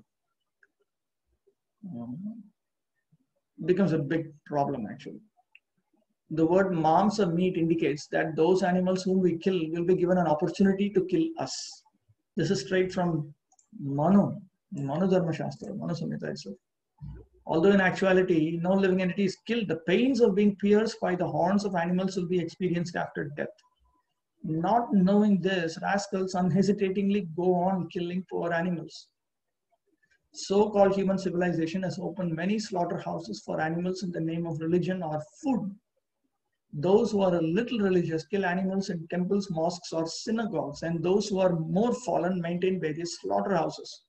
Just as in civilized human society, the law is a life for a life. No living entity can encroach upon another living entity as far as the Supreme Lord is concerned. Everyone should be given freedom to live at the cost of the Supreme Father. And animal killing, either for religion or for food, is always condemned by the Supreme Personality of Godhead. So it is cruelty. It's just unnecessary cruelty. We don't need to give so much trouble to animals who are conscious beings. And the animal killers, envying other living entities and the Supreme Personality of Godhead, are placed in darkness and cannot understand the theme and objective of life. So therefore, this verse of Bhagavad Gita that Prabhupada quotes here, this is actually referring to the asuras, people who are demoniac, who do not accept Vedic Dharma. So those who do not accept Vedic Dharma the way it is meant to be accepted are actually asuras. This is further explained in the following verses. Anantapare tamasim magno nashta smritis sama shashvatir anubhuyartim pramada sangadushitaha. Due to his contaminated association with women, a living entity like King Puranjana eternally suffers all the pangs of material existence and remains in the dark region of material life, bereft of all remembrance for many, many years. Mataji. Prabhuji, like kings, they perform these animal sacrifices, no? But maybe there is certain exceptions for them, or like overly doing those sacrifices. See, the thing with Kamya Karma is you can only engage in, see, we already saw the conditions previously. You can do it only if you're a king. You can only go for hunting only at a specific time. So there are so many rules and regulations. You break any one of them, immediately your negative account will begin. So it looks like, because it's such a risky activity, Prachina Barhishat also, and this Puranjana is reflecting Prachina Barhishat actually, had a lot in stock for him. And Narada Muni sensed it, that they are going beyond the boundary. It's just too risky. That is always a risk. They were also doing sacrifices, no? But that is within. No, I think, yeah, they're very extremely, first of all, they're very careful. Just like, for instance, I was just thinking about this yesterday. Lord Ramachandra, he has accepted the vow of a Ekapatni Vrata. We know this very well. When Shurpanakha proposes to him to marry her, he refuses, saying that I'm already married to Sita Devi, which is a polite way of saying that, don't disturb me. I have a wife. And then we see that throughout Ram's history, he never married again. Actually, Kshatriyas, when a woman requests that you should marry me, they're strongly urged to marry. Generally, they are supposed to marry, like that Hidimba, when she wanted to marry Bhima, and Bhima refused. Then she informed Yudhishthir and Kunti Devi, and they forced him to marry. So Kshatriyas are duty bound to protect women who agree to follow Stri Dharma and so on. But here we see with Ram that even though Shurpanakha, she asked, Lord Ram just rejected it. That is because he didn't want to engage in Kamya Karma to more than the extent which is required. Then one may ask, then why did Ram marry at all? That is because a Kshatriya is duty bound to marry. According to the Dharma Shastras, before sitting on the throne, the prince must be married. If he is unmarried, he is unfit to sit on the throne. That is one rule. That is why Dasharatha was looking for brides for his 4 sons. That is the time when Vishwamitra came. So those who are very much interested in spiritual life try to minimize their engagement in Kamya Karma, even though they function within the Varnashrama system. So therefore, for the Brahmanas, or those who are dedicating themselves for tangible spiritual progress in one lifetime, they follow the 4 regulative principles. The 4 regulative principles are Brahmanical rules. So therefore, we don't allow even sanctified yagya animal prasada we cannot eat. It's just because it's Kamya Karma, and we are not supposed to touch Kamya Karma as much as possible. So that boundary has been given to us already. Okay, thank you. Okay. Prem Gosundar Prabhu. Verse 26, the translation second line is talking about punishment and them piercing with their horns. So now when a soul leaves the body, actually the punishment can be given only in hell, isn't it? So, I mean, where is he being given this punishment? Is it in hell or? Yeah. Actually, so that means before becoming a woman, he has to go to hell? No, in this particular situation, because his particular karmic history is like that, he has engaged in unnecessary hunting. See, Puranjana is portrayed as having gone for hunting. Mm-hmm. He did more than required. That was noted already. And therefore, the intelligence was unhappy. So from that we understand. Before becoming a woman, he had to go to hell for some time. Yeah, he had to experience that. But Vishwanath Chakravarti Thakur also points out that because he performed many fire sacrifices, that was also stated, that he performed many fire sacrifices. Therefore, he also experienced heavenly enjoyment. So he went to the celestial world, Swarga, and he experienced that also. That also he experienced. He experienced this, he experienced that, both. And then he came to this material world as a woman, is it? No, that is also material world. Everything is material world. He came into the human species.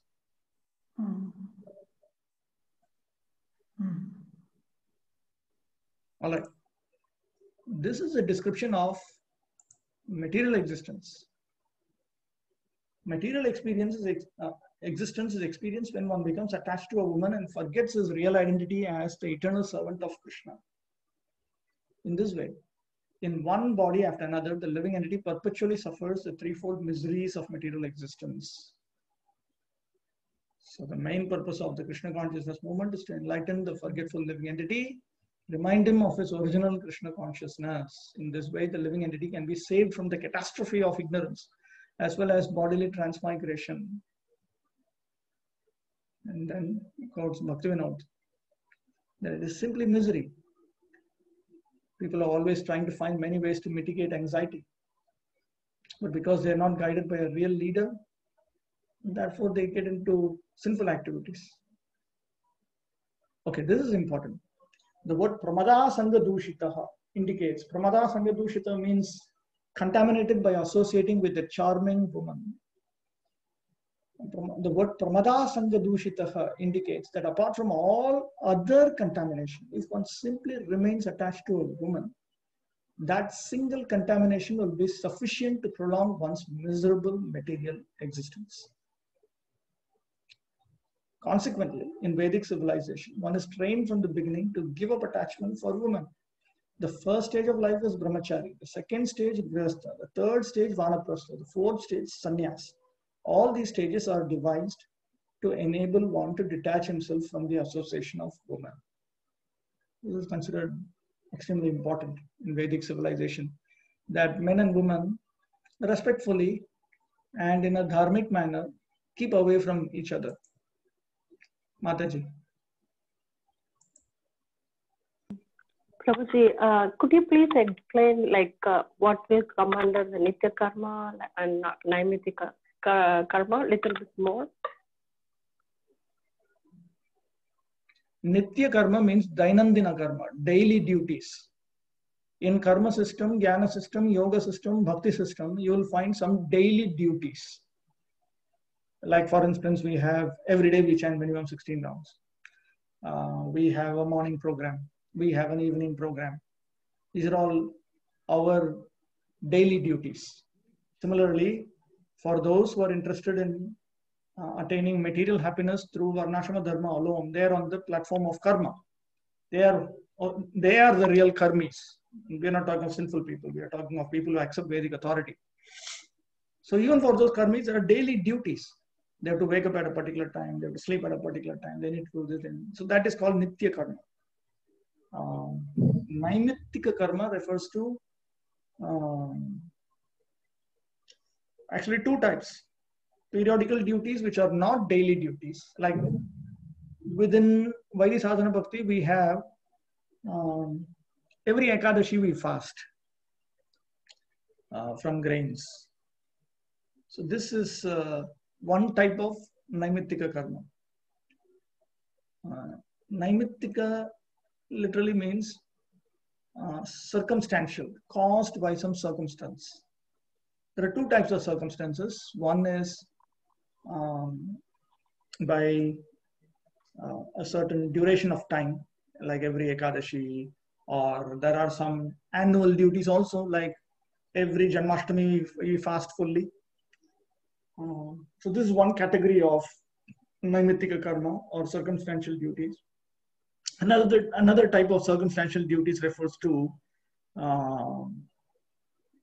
occasional activities which are caused due to particular occasions. Somebody is born, somebody dies, somebody gets married, then there are particular duties.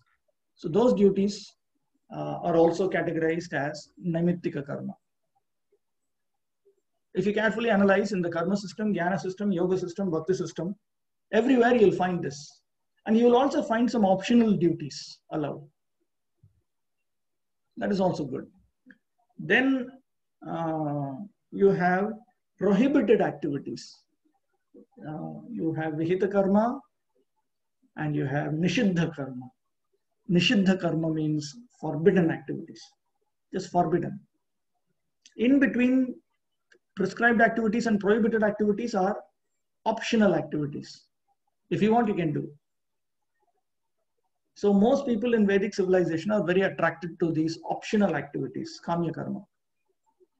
But if you accept an optional activity, you also have to accept some prescribed activities that go along with that. Like for instance, if a man who accepts Vedic Dharma and on top of it he accepts Bhagavata Dharma, he wants to attain spiritual progress, get out of material existence or attain love of Krishna. For him, if he wants, he can get married. So that is Kamya Karma for him. But if he marries, then the moment he accepts married life, then he has a new set of prescribed activities, prohibited activities, and optional activities inside that activity of married life. He cannot adharmically deal with his wife. He cannot associate with some other woman, forbidden activities. And he's prescribed, there's only prescribed duties. He has to maintain his wife, he has to take care of the children born between him and his wife, and so on, prescribed duties. Then there are optional activities. If he wants, he can become rich within the bounds of his varna and ashrama. Ashrama grahastha, of course, but within the bounds of his varna, he can become rich. But the moment he accepts that now this is a kamya karma inside a kamya karma, so now that will invite a new set of prescribed activities, prohibited activities, and optional activities inside it, because one has taken up the project of being a rich man as a dutiful grihastha. The prescribed activity inside that is he has to give in charity. Prohibited activity is he can be rich but not by sinful means. An optional activity, he can do something else. He can become rich, and he can also become opulent. So then, but then that will invite a new set of prescribed activities, prohibited activities, and forbidden activities. So this is how you have the Vedic web of delusion. It goes on and on and on. Ad infinitum, you can go on adding them. Therefore, it is said, keep away from kamya karma. It's a very sticky world. You enter into it, there is no end to it. It just goes on. You can go on for your whole life. Therefore, Bhagavatam warns us, don't be distracted even by the material teachings of Vedic Dharma. We should move on.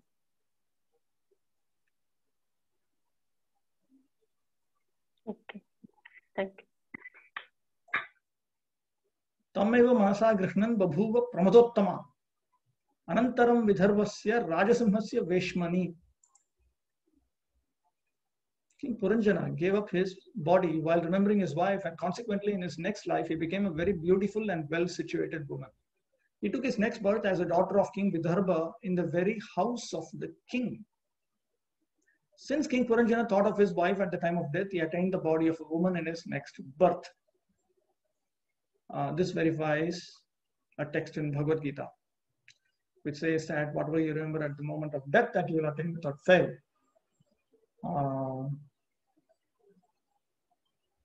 After falling from the association of the Supreme Lord, the living entity thus transmigrates from one bodily form to another according to nature's course until he finally attains the human form. If he is absorbed in material thoughts and ignorant of spiritual life, and if he does not take shelter under the lotus feet of the Supreme Personality of Godhead, Govinda, who solves all questions of birth and death, he'll become a woman in the next life, especially if he thinks of his wife. So that is one hand. Now, getting a female body,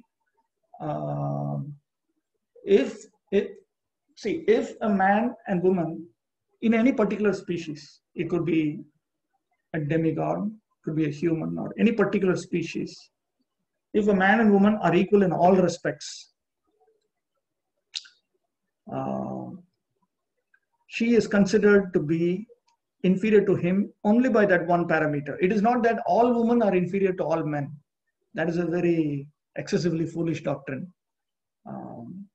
It's not like that, because you have the four varnas. You have Brahmana, Kshatriya, Vaishya, Shudra, and then you have sinful people below that. So a Brahmana woman is actually superior to a Kshatriya man. A Kshatriya woman is superior to a Vaishya man. A Vaishya woman is superior to a Shudra man.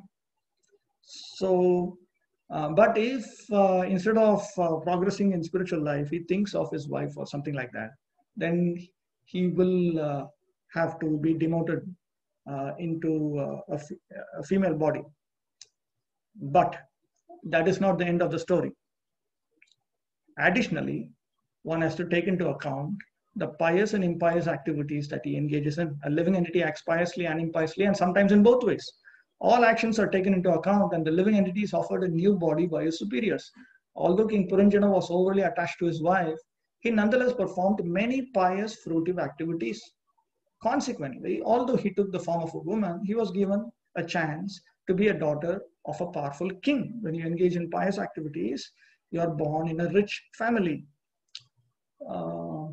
And also we see that he was born as a very beautiful woman.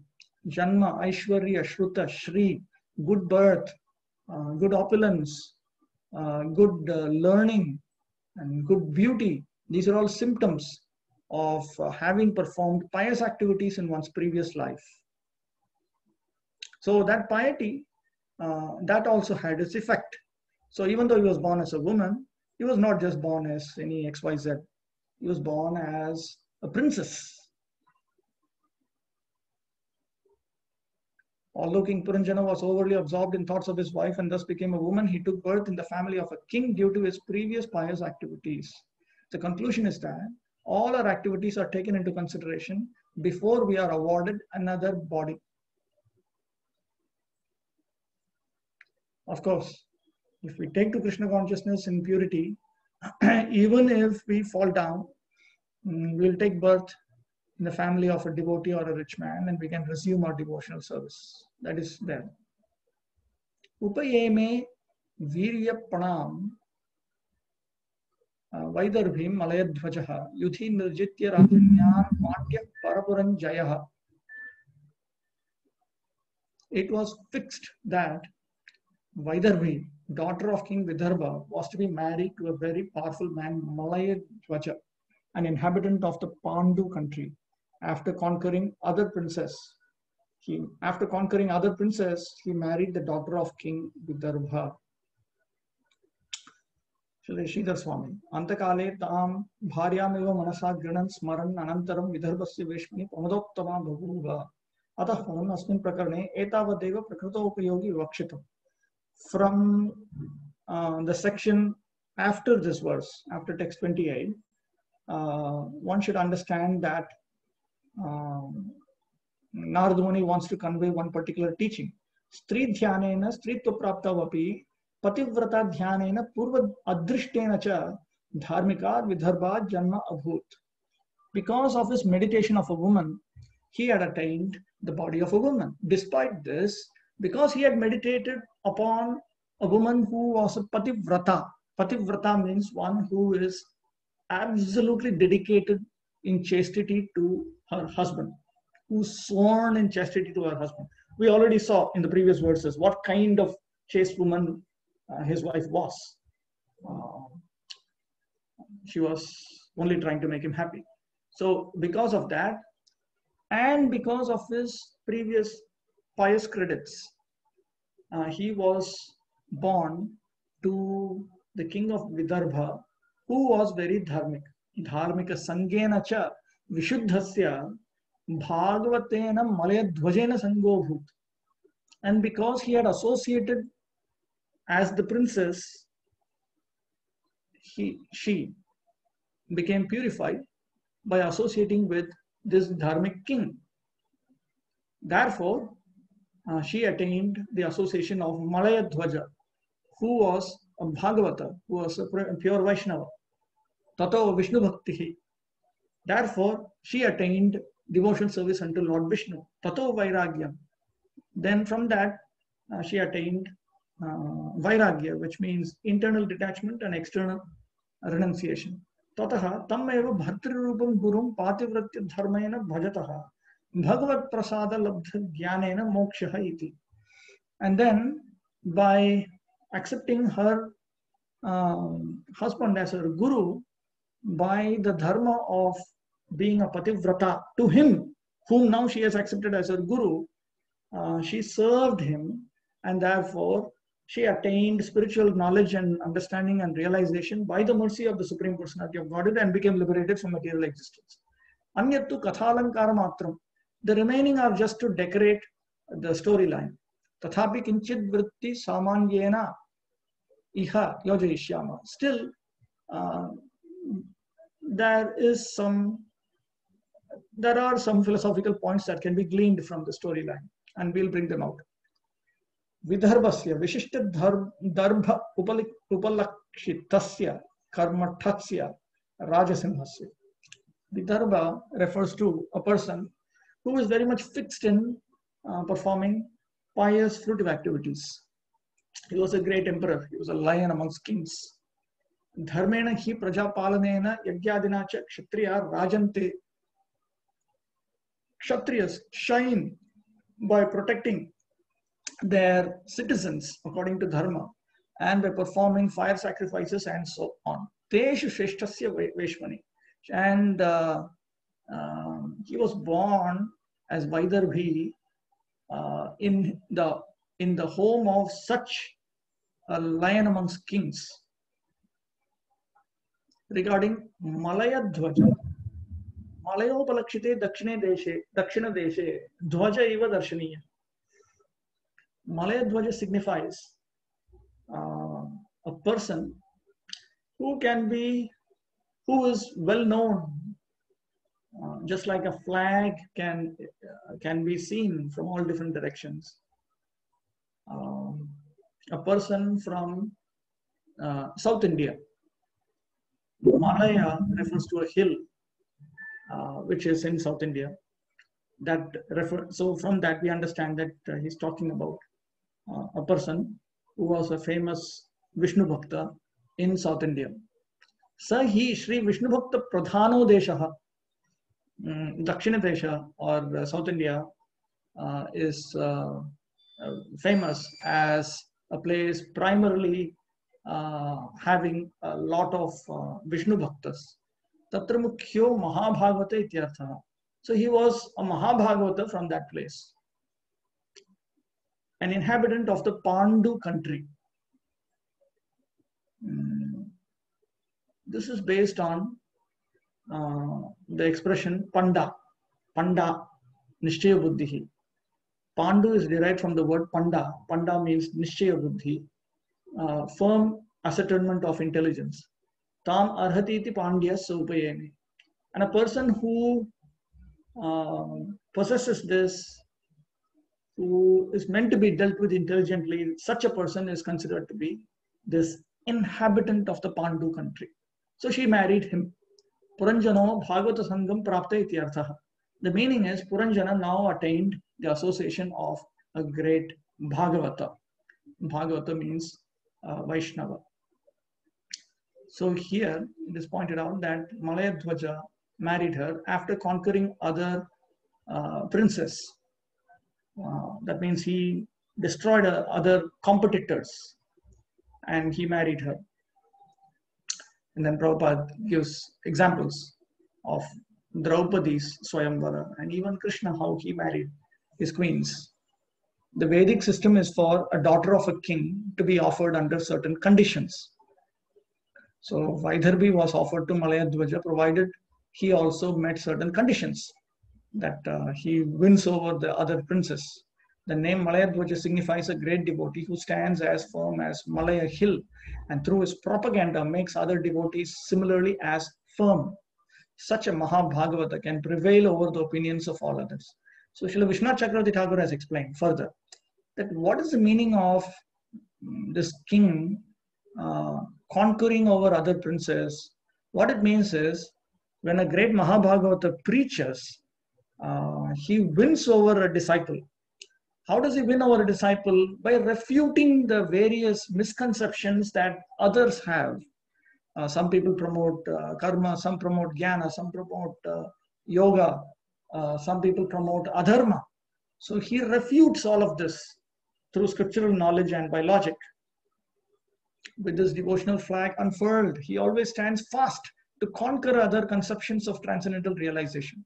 Whenever there is an argument between a devotee and a non-devotee, the pure, strong devotee comes out victorious. The word Pandya comes from the word Panda, meaning knowledge. Unless one is highly learned, he cannot conquer non-devotional conceptions. Therefore, we find Sanatana Goswami telling Haridas Thakur in Chaitanya Charitamrita that not only are you good in the practice of chanting the holy names in devotion service, you're also very expert in preaching the importance of chanting the holy names. The expert in personal practice and very expert in scholarly in preaching. Because if you want to preach, then you need to be trained, you need to have knowledge, you need to have understanding. Many things are required. It is not some sentiment. You cannot just sentimentally spread Krishna consciousness in its pure format. The word para means transcendental and pura means city. The Parapura is Vaikuntha, the kingdom of God, and the word Jaya refers to one who can conquer. This means that a pure devotee who is strong in devotional service and who has conquered all non-devotional conceptions can also conquer the kingdom of God. One can conquer the kingdom of God, Vaikuntha, only by rendering devotional service. Such a devotee kindly married the daughter of King Vidvān. We'll stop with this.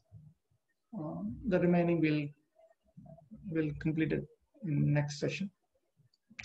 Any further questions?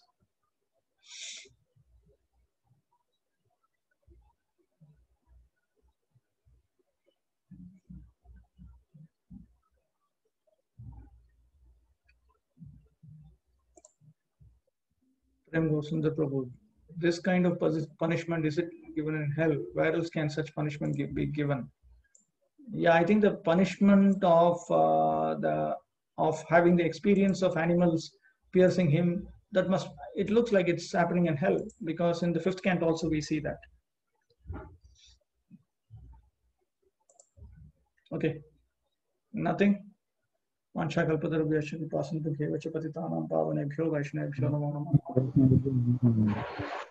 Next week.